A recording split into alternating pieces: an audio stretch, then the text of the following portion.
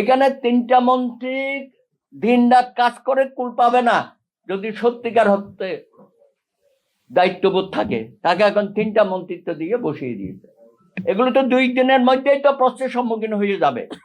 তাদের আচার আচরণ কথাবার্তা এত ওভার স্মার্ট হলে তো হবে না। আপনি জনগণের সেবা করার জন্য এখানে আসছেন, নির্বাচিত হয়েছেন, তারপরে আপনার একটা প্রতিপক্ষ আছে,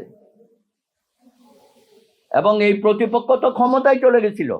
ইউনূস সাহেবের তো যে প্ল্যানিং ছিল, নীল নকশা, আপনারা জানেন, সমস্ত প্রশাসনে এদের লোক বসিয়ে দেওয়া হয়েছে, সমস্ত বিশ্ববিদ্যালয়গুলো এদের দখলে ছিল, যে কারণে আপনি ডাকচু রাখছু ইচ্ছু চাকর নির্বাচনগুলো দেখেছেন।